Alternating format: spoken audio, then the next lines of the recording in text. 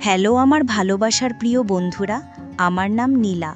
কোনো এক জ্যোৎস্না রাতে নববধূর সাজে যখন আমি আমার স্বামীর জন্য অপেক্ষা করছিলাম, তখন তিনি ঘরে ঢুকেই আমার প্রতি তার অধিকার প্রতিষ্ঠা করলেন। এরপর কিছু বুঝে ওঠার আগেই তিনি আমার হাত ধরে সজোরে টেনে নিয়ে আমাকে বাথরুমের ভেতরে ঢুকিয়ে দিলেন এবং বাইরে থেকে দরজাটা আটকে দিলেন। সেই রাত থেকে শুরু করে প্রত্যেক রাতেই এটাই আমার সাথে ঘটত। প্রতিদিন রাত হলেই আমার স্বামী আমাকে বাথরুমের ভেতরে বন্ধ করে দিতেন। তিনি কেন এমন করতেন তা আমি জানতাম না। শুধু বাথরুমের ভেতর থেকে আমি ঘরের বিছানার নড়াচড়ার বিশ্রী শব্দ পেতাম। আমার স্বামী কেন আমার সাথে এমন অমানবিক আচরণ করতেন এবং কেনই বা আমাকে বাথরুমে আটকে রেখে বিছানায় ওই ধরনের শব্দ করতেন, তা আমার কাছে এক বিরাট রহস্য ছিল। আমার জীবনের এই মর্মান্তিক কাহিনী শুনলে আপনাদেরও পায়ের তলার মাটি কেঁপে উঠবে। আমার স্বামী পেশায় একজন দন্ত চিকিৎসক ছিলেন। ছোটবেলায় মা মারা যাবার পর বাবা আমাকে অনেক স্নেহ ও যত্নে বড় করেছিলেন।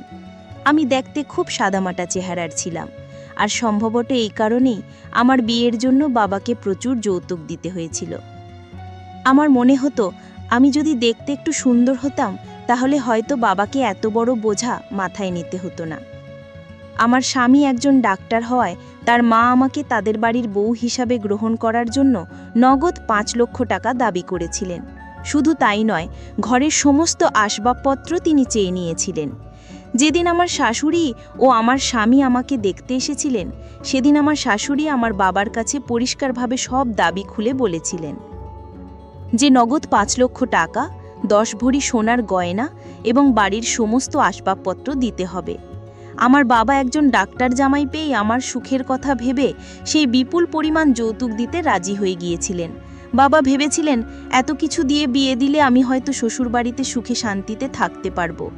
বিয়ের পর যখন শ্বশুরবাড়িতে এলাম, তখন আমার শাশুড়ি আমাকে খুব আদর যত্ন করলেন এবং অনেক ভালোবাসা দেখালেন। আমি যখন মাথায় ঘোমটা দিয়ে নিজের ঘরে বিছানায় বসেছিলাম, তার কিছুক্ষণ পরেই আমার স্বামী ঘরে প্রবেশ করলেন। আমি স্বপ্নেও ভাবতে পারিনি যে আমার জীবনের সবচেয়ে সুন্দর রাতটা এমন ভয়ঙ্কর হবে। বিয়ের পরদিন সকাল থেকেই আমার জীবনের সব কিছু ওলটপালট হয়ে যায়। পরদিন সকালে আমার স্বামী ঘর থেকে বেরিয়ে তার মাকে চিৎকার করে বলতে লাগলেন, মা, তুমি একটা কেমন মেয়ের সাথে আমার বিয়ে দিয়েছ? এই মেয়ে নিশ্চয়ই চরিত্রহীন, না হলে সে কেন নিজেকে বাথরুমের মধ্যে সারা রাত ধরে বন্ধ করে রাখবে? তার চিৎকারে আমিও ঘর থেকে বেরিয়ে এসেছিলাম। আমাকে দেখা মাত্র আমার স্বামী তার মাকে বললেন, মা, তোমার পছন্দের গুণবতী বৌমাকে জিজ্ঞেস করো সে কেন কাল রাতে নিজেকে বাথরুমের মধ্যে আটকে রেখেছিল, কেন সে আমার থেকে দূরে থাকতে চেয়েছিল। এর একটাই মানে হতে পারে যে তার অন্য কোনো পুরুষের সাথে অবৈধ সম্পর্ক রয়েছে। স্বামীর মুখে এমন জঘন্য কথাবার্তা শুনে আমার মাথায় যেন আকাশ ভেঙে পড়ল। এরপর আমার শাশুড়ি তার ছেলের সব কথা শোনার পর রাগে চিৎকার করে আঙুল দেখিয়ে বললেন, থাম, অনেক হয়েছে তোর আবোল তাবোল কথা। সকাল থেকে আমি তোর মুখে নীলার নামে এইসব উল্টাপাল্টা কথা শুনে যাচ্ছি। কি মতলব তোর? কেন তুই এমন করছিস? আমার শাশুড়ি তার ছেলের কথা একদম বিশ্বাস করতে রাজি হচ্ছিলেন না। আমি তখন স্বামীর ভিত্তিহীন অভিযোগে জর্জরিত হয়ে শাশুড়ির হাত ধরে কেঁদে বলেছিলাম, মা, আমি কিচ্ছু জানি না। আপনার ছেলে কেন আমার নামে এসব মিথ্যে কথা ছড়াচ্ছে? আসল সত্যিটা হলো কাল রাতে আপনার ছেলেই আমাকে জোর করে সারা রাত বাথরুমের ভেতরে আটকে রেখেছিল। আমি অনেক কান্নাকাটি করার পরেও সে আমাকে বের করেনি। আমার মুখ থেকে সব কিছু শোনার পর আমার শাশুড়ি তার ছেলেকে কঠোরভাবে হুঁশিয়ারি দিয়ে বললেন সে যেন ভবিষ্যতে আমার সাথে আর কোনো দিন এমন খারাপ ব্যবহার না করে। কিন্তু আমার স্বামী তখন কান্নার অভিনয় করে তার মাকে বললেন, মা, এই মেয়েটা সবে একদিন হলো এই বাড়িতে এসেছে, আর তুমি নিজের ছেলের কথা কি অবিশ্বাস করেই অচেনা মেয়েটার কথা বিশ্বাস করছো? তুমিও কিন্তু একদিনের জন্য খুব পস্তাবে মা। সে তার মাকেও কটু কথা বলতে ছাড়ল না এবং রাগ দেখিয়ে বাড়ি থেকে বেরিয়ে গেল। আমি তখন শুধু অঝরে কাঁদছিলাম, কারণ বিয়ের পরদিনই যদি স্বামীর কাছ থেকে চরিত্রহীন অপবাদ শুনতে হয়, তাহলে একজন মেয়ের জন্য এর চেয়ে বড় যন্ত্রণা আর কিছুই হতে পারে না। পরদিন সকালেও আমার স্বামী তার মাকে ডেকে এনে একই রকম ঝামেলা শুরু করলেন। তিনি বলতে লাগলেন, মা, তুমি এই কলঙ্কিনী মেয়ের সাথে আমার বিয়া দিয়ে আমার পুরো জীবনটাই নষ্ট করে দিয়েছ। এই মেয়ে তো আমাকে তার ধারে কাছেও আসতে দেয় না। এর মানে হলো এই মেয়ের নিশ্চয়ই কোনো প্রেমিক আছে। তুমিই বলো এমন মেয়ের সাথে আমি বাকি জীবনটা কি করে কাটাবো? আমি তখন শাশুড়ির সামনে সত্যিটা বলতে বাধ্য হলাম। আমি শাশুড়িকে জানালাম কিভাবে তার ছেলে আমার সাথে নিজের প্রয়োজন মেটানোর পর আমাকে বাথরুমের ভেতরে বন্ধ করে দিয়েছিল। আমার স্বামী তখন তার মাকে বললেন, মা দেখতে পাচ্ছ ও কত বড় মিথ্যেবাদী। আমি যদি ওকে ভালোবাসতাম বা আদর করতাম তাহলে ওকে কেন বাথরুমের ভেতরে আটকে রাখবো? আমি তোর কাছে যেতে চাই, কিন্তু ওই তো নিজে থেকে আমার কাছে আসার আগেই বাথরুমের ভেতরে ঢুকে বসে থাকে।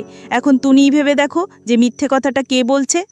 আমার শাশুড়ি সব কিছু শোনার পর রাগে তার ছেলের গালে সজোরে এক থাপ্পড় মেরে বললেন, তুই বৌমার সাথে এত ঝামেলা করছিস কেন? তোর সমস্যাটা কি? তুই তো নিজে পছন্দ করেই ওকে বিয়ে করেছিস।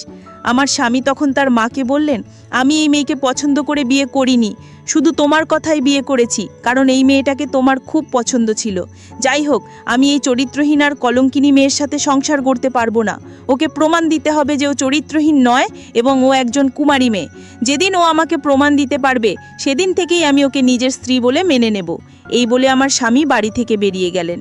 আমি তখন নিজের ঘরে এসে বাবাকে ফোন করে জানালাম যে আমার শ্বশুরবাড়িতে কোনো কিছুই ঠিক নেই এবং আমার স্বামী আমাকে সন্দেহ করছেন। আমার ওপর এত বেশি অত্যাচার করা হচ্ছিল যে ওই কথাগুলো বাবাকে না জানালে আমার আর কোনো উপায় ছিল না। আমার সব কথা শোনার পরে বাবা বললেন, ওদেরকে 5 লক্ষ টাকা দেওয়া বাকি আছে, সেই জন্যই হয়তো তারা এসব ঝামেলা করছে। বাবা কথা দিলেন যে তিনি খুব তাড়াতাড়ি টাকাটা আমার শাশুড়ি মায়ের হাতে দিয়ে দেবেন। আমি যখন নিজের মন খারাপ করে বাবার সঙ্গে ফোনে কথা বলছিলাম, তখন পেছন দিক থেকে হঠাৎ করে আমার শাশুড়ি আমার হাত থেকে ফোনটা নিয়ে আমার বাবাকে বলেন, বেয়াই মশাই, আপনি একদম চিন্তা করবেন না, আমি আছি আপনার মেয়ের সঙ্গে। আমি তোর মায়ের মতোই, এখন নীলা আমার বাড়ির বৌমা, তাই আপনি একদম চিন্তা করবেন না, আমি সব কিছু ঠিক করে দেব। তারপর আমার শাশুড়ি আমাকে বোঝালেন যে প্রত্যেকটা ব্যাপারে বাবাকে ফোন করলে তার চিন্তা বাড়বে। তিনি আমাকে আশ্বাস দিলেন যে তিনি তার ছেলেকে সঠিক পথে নিয়ে আসবেন। কিন্তু বিয়ের 2 দিন পর আমার সাথে যা হয়েছিল সেটা শুনলে আপনাদেরও চোখ দিয়ে জল পড়বে। সেদিন বিকেলে যখন আমি একাই সোফায় বসে চা খাচ্ছিলাম, তখন আমার স্বামী এসে আমাকে বললেন, নীলা, আমার জন্য 1 গ্লাস ঠান্ডা জল নিয়ে এসো। আর মা কোথায় আছে? আমি তখন বরকে বললাম যে মা তো রান্নাঘরে কিছু রান্না করছেন। তারপর বর বলল, যাও আমার জন্য আগে তাড়াতাড়ি ঠান্ডা জলটা নিয়ে এসো। তারপর আমি চায়ের কাপটা টেবিলে রেখেই দিয়ে তাড়াতাড়ি বরের জন্য ফ্রিজ থেকে 1 গ্লাস ঠান্ডা জল নিয়ে আসি। কিন্তু চা খাওয়ার 15 মিনিট পরেই যেন আমার বমি বমি ভাব হতে লাগলো এবং আমার শরীরটাও যেন ভীষণ খারাপ করছিল। তারপর আমি যখন আর থাকতে না পেরে বাথরুমে গিয়ে বমি করা শুরু করি, তখন আমার শাশুড়ি মা তাড়াতাড়ি রান্নাঘর থেকে আমার কাছে ছুটে আসেন। ঠিক তখনই আমার স্বামী ওখানে দাঁড়িয়ে তার মাকে বলতে শুরু করলেন যে, মা, আমি তোমাকে কি বলেছিলাম? এই মেয়েটা কলঙ্কিনী, এই মেয়ে নিশ্চয়ই গর্ভবতী আছে এবং তার পেটে নিশ্চয়ই তার প্রেমিকেরই বাচ্চা আছে, না হলে সেইভাবে হঠাৎ করে কেন বমি করবে? তখনও কিন্তু আমার শাশুড়ি আমার পক্ষেই কথা বলেছিলেন এবং তার ছেলেকে বলেছিলেন এসব ফালতু কথা না বলে এখন তাড়াতাড়ি পাশের বাড়ি ডাক্তার বৌদিকে ডেকে নিয়ে আসতে। ওদিকে আমার শরীর এতটাই খারাপ করছিল যে আমি তো কোনো কথা বলতেও পারছিলাম না এবং ওই সময় আমি বেহুশ হয়ে গিয়েছিলাম।